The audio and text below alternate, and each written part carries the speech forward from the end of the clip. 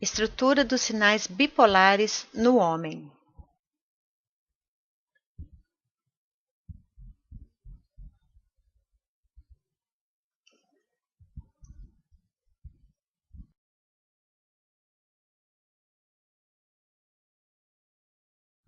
Observaremos este exemplo da cura do mal de Parkinson. Consideraremos a estrutura dos sinais bipolares no homem, onde a polaridade determina o ciclo da nossa percepção, tanto dos tecidos quanto da consciência.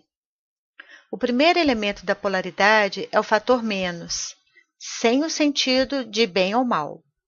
Durante as medições, usaremos instrumentos objetivos de controle como o voltímetro, pois ele nos oferece específicas características da tensão.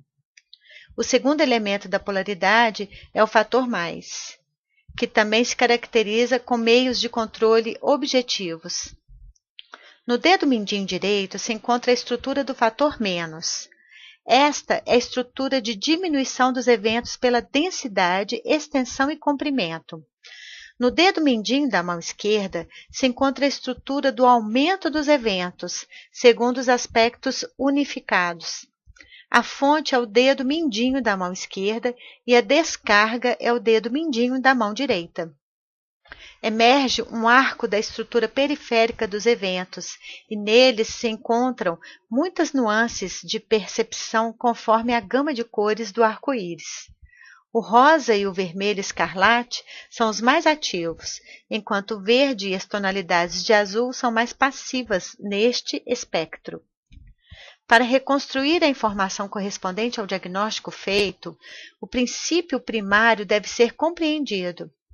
A causa originária da falta de harmonia. É possível pilotar a situação partindo de qualquer fonte informativa, ou seja, caso vocês percebam qualquer coisa, pode usar a teoria para entender como pilotá-la. Parte do segmento que vocês podem usar para pilotar está situado entre estes dedos. Vocês devem encontrar este arco informativo. É preciso se concentrar nos dedos mindinhos de ambas as mãos das 22 às 22h17, procurando conscientemente visualizar os dedinhos que se unem em um arco, tendo em mente que a informação é absorvida pelo dedinho direito e provém do dedinho esquerdo. Se traçarmos uma linha reta entre as pontas desses dois dedos, tudo que se encontra acima desta linha vertical é o processo que vai no sentido horário, enquanto que está abaixo desta linha é o processo que ocorre no sentido anti-horário. É a divisão da consciência explícita e implícita, consciente e subconsciente. Para poder visualizar a esfera e entendê-la mais profundamente, vocês devem procurar entender como ocorre o fluxo. Por que eu dou logo à prática, mesmo no plano sensorial? É preciso sentir e experimentar. Através das sensações, podemos obter a diminuição dos sinais, de maneira que a informação externa não produza manifestações como o mal de Parkinson. Com isso, é necessário conhecer a causa primária inorgânica. Você deve estudar o cóccix da sua espinha dorsal. Geometricamente, de baixo para cima, a segunda vértebra.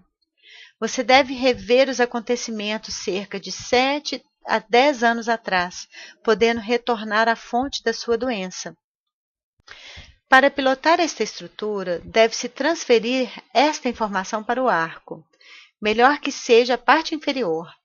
Observar como foram os acontecimentos e procurar intuir a ligação de causa e efeito entre o atual estado e tais acontecimentos. Dessa forma, é possível analisar qualquer outra estrutura. Existe o método do impulso primário. Quando percebendo uma informação pela primeira vez, não vendo-a ainda e não decifrando-a, vocês sentirão que progride o nível informativo. Comecem imediatamente a pilotar os meios de controle objetivo. Mesmo os dispositivos técnicos podem começar a responder ao impulso primário e rapidamente dar a reação secundária.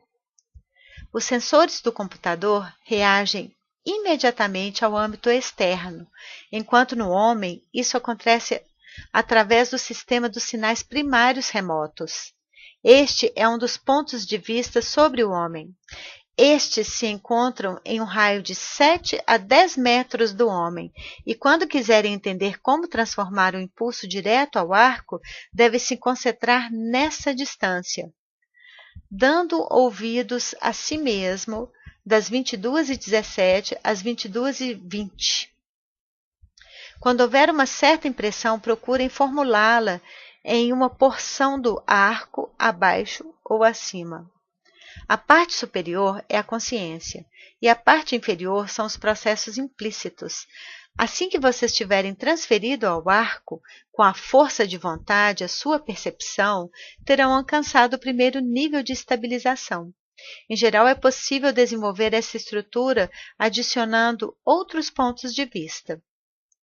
O processo dentro de vocês é dinâmico, o que quer dizer que são capazes de trabalhar o nível cognitivo com vários pensamentos e imagens a partir da seguinte interpretação: qualquer ação muda a informação. Todavia, é importante compreender o tipo de ação e em qual lugar muda a informação. É necessário entender que a execução do trabalho é uma estrutura temporal e é importante considerar que o resultado é permanente. Quanto mais vocês aprofundarem essa teoria e prática, mais rapidamente terão os processos de regeneração. Métodos de controle e pilotagem da estrutura do trato gastrointestinal e do líquido cefalorraquidiano. Eu dou a prática da informação e da pilotagem dos eventos que virão, no qual um dos componentes é o homem saudável. Eu dou, neste caso, a pilotagem da estrutura do trato gastrointestinal e também a estrutura da pilotagem do líquido cefalorraquidiano. Duas estruturas neste caso, e darei uma olhada no problema da reconstrução do rim esquerdo. Existe a informação que corresponde a estes processos, e tal se organiza da seguinte maneira. A fonte informativa primária é a fonte recriante, e se encontra no âmbito do pulso da mão direita, não mais que 2 milímetros da superfície da pele. Este ponto organiza a informação com o ambiente externo, quando existem mudanças na estrutura informativa dos órgãos do trato gastrointestinal. Existem cerca de 3 sistemas no trato gastrointestinal: o sistema anatômico real, gastrointestinal, o reflexo informativo, ou seja, o que se estende através de um diagnóstico, por exemplo, uma radiografia, o sistema matricial, harmonizado, uma qualidade de informação autêntica do ponto de vista da positividade dos eventos que virão. Eu uso todos os 3 fatores na minha aproximação. Cada um deles pode ter um certo número de sistemas e subsistemas. De fato, eu dou o método de pilotagem destas informações. Este ponto que se encontra no pulso da mão direita, quando ocorre a elaboração numérica, irradia também a estrutura da reconstrução dos eventos.